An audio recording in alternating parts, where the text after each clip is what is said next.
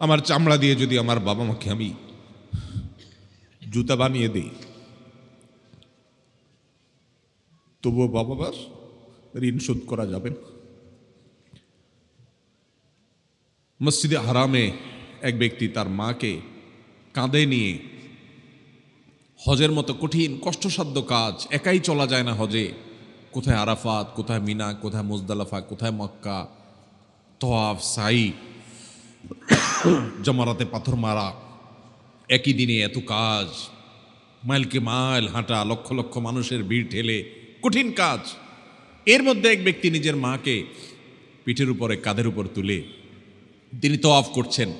এক সাহাবীকে দেখে বলছেন, আমি আমার মায়ের হক নিশ্চয় আদায় করেছি। মানে তার মধ্যে আত্মতৃপ্তি আসছে যে এত কষ্ট যে মার জন্য করছি, মা আমাকে দুধ পান করিয়েছেন, গর্ভে ধারণ করেছেন, তো এই কষ্টের মাধ্যমে তো তার ঋণ অন্তত শোধ হয়েছে।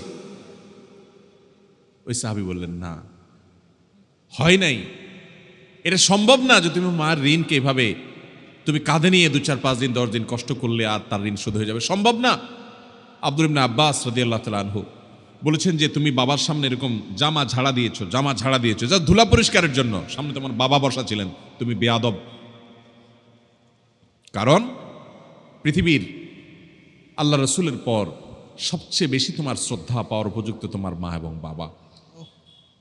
আমরা বেশিরভাগ মানুষ মা বাবার কদর করি না। আপনি যত পাষাণ হন, আপনার বাবা আপনার কাছে যত, তার অনেক কাজে হয়তো আপনি অসন্তুষ্ট হন, তিনি হয়তো কিছু ভুলভাল করেন, তিনি হয়তো কিছু উল্টাপাল্টাও করেন, আপনার কষ্ট হয়। টের পাবেন যেদিন এই বটবৃক্ষের ছায়া মাথা থেকে সরে যাবে। মাহফিল শেষ করে যখন বের হতাম, আব্বাজান ফোন দিতেন, যত রাত হোক।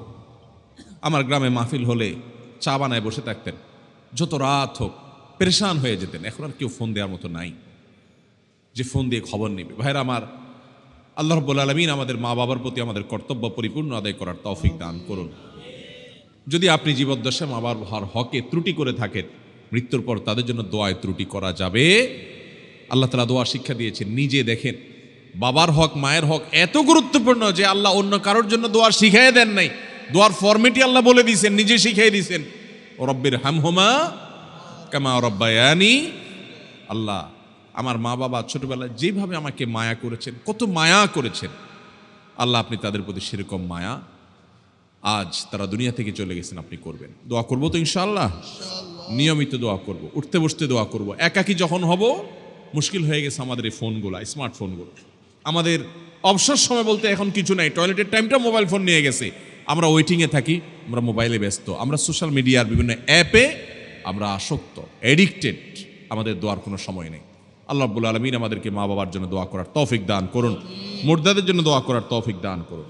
তাহলে যেটা বলছিলাম, মানুষের মৃত্যুর পর মৃত মানুষের জন্য জীবিতরা সবচেয়ে বেশি যে করণীয়টা তাদের, সেটা হল দোয়া। বেশি বেশি দোয়া, উঠতে বসতে, চলতে ফিরতে, শুইতে খাইতে, এমনকি অজু অবস্থায়, বিনা অজু অবস্থায় হাত তুলে, হাত তোলা ছাড়া একাকী যখন আছেন, মনে মনে আল্লাহর সাথে কথা বলা শুরু করবেন। আল্লাহ, আমার এই প্রিয় মানুষটা দুনিয়া থেকে গেলেন, আমার এই আপন মানুষটা চলে গেছেন, আল্লাহ আপনি ছাড়া তার কেউ নাই, আল্লাহ আপনি তার প্রতি রহম করেন। মন খুলে দোয়া করব। এই দোয়া মুর্দার জন্য কি পরিমাণ উপকার হয়, ইবনে মাজার যে হাদিসটা আমি শুনিয়েছি সেখান থেকে আমরা জানলাম। আল্লাহ আমাদেরকে আমল করার তৌফিক দান করুন।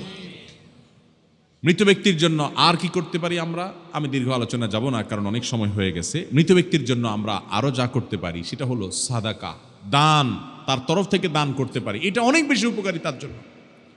আয়েশা রাদিয়াল্লাহু তাআলা আনহা থেকে বর্ণিত হাদিস আমরা জানতে পারি, এক ব্যক্তি এসে বলছেন, ইয়া রাসূলুল্লাহ, আমার মা মারা গেছেন, আফা আতাসাদ্দাকু আনহা, আমি কি তার তরফ থেকে সাদাকা করতে পারি? নবীজি সাল্লাল্লাহু আলাইহি ওয়াসাল্লাম তখন বলেছেন, নাম, হ্যাঁ, তুমি তোমার বাবা, তোমার মায়ের তরফ থেকে তুমি সাদাকা করতে পারো। এক সাহাবী তার মায়ের তরফ থেকে না বাবার তরফ থেকে যেন একটা কুয়ার পানি, তখন পানি পান করা মরুভূমিতে এখনও এটা অনেক বড় একটা ব্যাপার, কাউকে পানি পান করানো, পানি পাওয়া যায় না যেখানে সেখানে, তিনি গোটা কুয়া দান করে দিয়েছেন যে মানুষ পানি পান করুক, আল্লাহর জন্য সওয়াবযুক্ত হোক আমার মায়ের আমল নামায়। এই জন্য আমাদের মৃত আত্মীয় স্বজনদের জন্য আমাদের দোয়ার পরে সবচেয়ে বড় এবং মূল করণীয় হলো দোয়া। এর পাশাপাশি আমাদের যে কাজটি করা উচিত এবং এটা তাদের উপকারে আসবে, সেটা হলো তাদের জন্য সাদাকা করা ভাই। এবং এই সাদাকায় নাম ফুটানোর নিয়ত করবেন না। মসজিদে 10 ব্যাগ সিমেন্ট দিয়েছেন আর 5 বার নাম লেখে দিয়েছেন যেন আপনার নাম ঘোষণা হয়, তাহলে সেটা সওয়াবের আশা আপনি রাখিয়েন না। আপনি দান করবেন কার কাছ থেকে? সওয়াবের আশায়। ওই মসজিদের লোকজন জানবে, কমিটির লোকজন জানবে, মুসল্লিরা জানবে, মাহফিলের 10,000 টাকা দিয়া হুজুরকে দিয়া ঘোষণা করে মারহাবা নিয়েছেন, সবাই জানলো, এসব নিয়ত যদি থাকে তাহলে সেক্ষেত্রে এটা সওয়াব তো পাবেনই না, বরং লৌকিকতার কারণে শিরকে আসগার, রিয়ার কারণে শিরকে আসগারের গুনাহ হতে পারে। এই জন্য ভাইরা, আমাদের মৃত ব্যক্তিদের জন্য আমরা দান সাদাকা করব। দান করা মানে এই না যে আপনাকে লাখ লাখ কোটি কোটি টাকা দান করতে হবে। আপনি গরিব মানুষ, আপনি 10 টাকা দেন, 5 টাকা দেন, আপনি অল্প টাকা দেন, দানের সময় নিয়ত করবেন, আল্লাহ এই মসজিদে আমি 10 টাকা দিচ্ছি, মাদ্রাসা 10 টাকা দিচ্ছি, একটা কালভার্ট বানায় দিচ্ছি, একটা গরিবকে একটা সেলা মেশিন কিনে দিচ্ছি যার সেলা মেশিনের দ্বারাই উপার্জন হতে পারে, একজনকে একটা রিক্সা কিনে দিচ্ছি যার রিক্সায় ভাড়া চলে তাকে মালিক বানায় দিলাম। আল্লাহ আমি একজনকে একটা জিনিস দিচ্ছি, কেন এই জিনিসটা দিচ্ছি? এটার সবটা আমি নিজে চাচ্ছি না, আমার মা যিনি মারা গেলেন, আমার বাবা যিনি চলে গেলেন, আমার স্বামী কিংবা স্ত্রী, বন্ধু কিংবা বান্ধব যে চলে গেছেন, তার জন্য আল্লাহ এটাকে সওয়াবের জন্য আপনি এটা তার পক্ষ থেকে কবুল করেন, তার আমল নামার সওয়াবটা অ্যাড করে দিয়েন। এই আমলটা আমরা যদি মুর্দাদের জন্য করি সেটা অনেক বেশি উপকারী। চেষ্টা করবো তো ইনশাআল্লাহ। এই দানের আমলটা, এটাকে আবার আমরা আমাদের মন মতো বানায় নিয়েছি। কীরকম? 7 দিনে, 3 দিনে, 40তম দিনে মানুষ খাইয়ে দান করতে হবে, এই ফরম্যাট তো সাহাবা ইকরাম থেকে আমরা পাই না। হ্যাঁ, আপনি খাদ্য দান করতে পারেন মুর্দার তরফ থেকে, দোষের কিছু নেই, কিন্তু সেই খাদ্য দানটা যেন রীতিমতো আনন্দ অনুষ্ঠানের মতো দেখা না যায়। আপনি গরিব দুঃখীকে খাবার খাওয়ান, এতিমখানায় খানা দেন, আপনি গরিবদের বাড়িতে বাজার করে দেন, টাকা পয়সা দিয়ে দেন। ভাইরা আমার, কিছু কিছু আমল আছে যেগুলো আমাদের সমাজে নেই। আমি সৌদি আরবে দেখেছি যে আপনার কোনো একজন মানুষ চেহারা সুরত দেখে মনে হচ্ছে উনি গরিব মানুষ, বাজার করে সুপার মার্কেটে ক্যাশের কাউন্টারে আসছে, আল্লাহর আরেক বান্দা পেছন থেকে এসে বলছে যদি আপনি মনে কিছু না করেন আপনার বিলটা আমি দিয়ে দিতে চাই, তার বিলটা দিয়ে দেন। কত খুশি লাগে তার কাছে। আপনি বাজারে যেয়ে দেখেন বহু গরিব মানুষ আছে বারবার মাছ বাজারে যেয়ে মাছ মূলায় নিতে সাহস করে না, টাকার অভাব আছে, মাছটা পছন্দ হয়েছে কিন্তু নিতে পারে না। আপনাকে যদি আল্লাহ তৌফিক দেয়, ওই আপনার মায়ের জন্য, আপনার বাবার জন্য আপনি তাদেরকে সওয়াব দেওয়ার উদ্দেশ্যে গিয়ে তার পিঠে হাত দিয়ে বলেন ভাই আপনি মনে কিছু না করলে আপনার এই মাছটার বিল আমি দিতে চাই, আল্লাহকে খুশি করার জন্য। কত দোয়া পাবেন জানেন? কিছু কিছু সময় আছে যে আপনার হাজার হাজার টাকা দানের চাইতে 200-400 টাকা দানের অনেক বেশি সওয়াব হয়।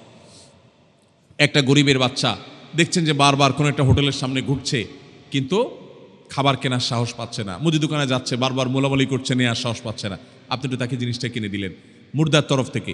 এটা হলো সাদাকার সবচাইতে উত্তম পদ্ধতিগুলোর একটি। এছাড়া মসজিদ মাদ্রাসাতে সাদকা জারিয়ামূলক কাজ করতে পারি, মাদ্রাসা এতিমদেরকে আমরা খাওয়াই দিতে পারি।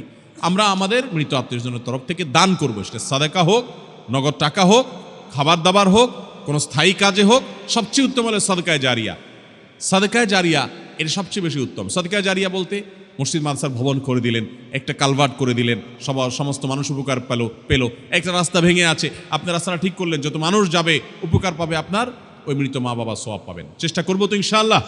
তাহলে মৃত মা বাবার তরফ থেকে, আত্মীয় স্বজনের তরফ থেকে আমরা সাদাকা করব, দান করব, এটা অনেক বেশি উপকারী। স্থায়ী দান ভালো, আর অন্যগুলো আমরা করতে পারি, কিন্তু দিন ঘন্টি করে ওই যে খানা খাওয়াইতে হবে এরকম কোনো কালচার ইসলামে আমাদেরকে করতে বলা হয় নাই। এগুলো এসেছে শ্রাদ্ধ থেকে। শ্রাদ্ধ আমি ডিটেল আর যাব না, গুগলে গিয়ে তালিব বিশ্ব রপালা আকার দয়ের পিঠে বড় দ শ্রাদ্ধ লিখে সার্চ দেন, সার্চের রেজাল্ট পাবেন, শ্রাদ্ধ কাকে বলে কি। এরপরে আমাদের মুসলমান সমাজের এই আনুষ্ঠানিকতার সাথে আপনি মেলান, আপনার দিনের আলো মতো পরিষ্কার হয়ে যাবে। আমি একবার নয় বহুবার দেখেছি, অনেকগুলো ওয়েবসাইটে দেখেছি হিন্দু ধর্মর ভাইদের তাদের ধর্মবিশ্বাস মতে শ্রাদ্ধ কিভাবে করে, আপনি দেখবেন আমাদের সাথে মিলে যায়। অতএব আমরা অমুসলিমদের কোনো কাজের অনুসরণ করব না, আমাদের জন্য কোরআন এবং হাদিসই যথেষ্ট। আল্লাহ আমাদেরকে আমলের তৌফিক দান করেন। এছাড়া মৃত ব্যক্তির তরফ থেকে আপনি ওমরা করতে পারেন, হজ করতে পারেন, এগুলো তাদের জন্য উপকার আসে। যদি আপনার তৌফিক থাকে, সেটা না পারেন ওই যে আপনি যতটুকু পারেন ততটুকু করেন, দোয়াটা করেন। এছাড়া মুর্দাদের জন্য আমরা আর কি করতে পারি? অনেক ওলামা একরামের মধ্যে এখানে মত পার্থক্য আছে যে অন্য সব আমলই তাদের পক্ষ থেকে আমরা পৌঁছাতে পারি কিনা। যেমন কোরআনে কারীমে পড়ে তেলাওয়াতটা তাদের জন্য সওয়াব বকশিশ করলাম, সিয়াম তাদের পক্ষ থেকে রাখার কথা হাদিসে আছে, তারপরে নামাজ পড়ে আমি এটা সওয়াবটা তাদের জন্য বকশিশ করলাম, এটাও জায়েজ আছে। তবে অনেক আমাকে সেখানে ভিন্ন মত পোষণ করেন। তো আমরা মুর্দাদের জন্য বেশি বেশি করে, বিশেষ করে দোয়া এবং সাদাকা, এর পাশাপাশি অন্যান্য যে আমালগুলো সওয়াব রেচানি করা যায় সেগুলো আমরা বেশি বেশি করব, চেষ্টা করবো তো ইনশাআল্লাহ। আল্লাহ তাআলা আমাকে আপনাকে আমাদের সবাইকে আমল করার তৌফিক দান করুন। জাযাকুমুল্লাহু খাইরা ওয়া আখিরু দাওয়ানা আলহামদুলিল্লাহি রাব্বিল আলামিন। প্রশ্ন উত্তরের আর সময় আছে না বাদ দেব ভাই?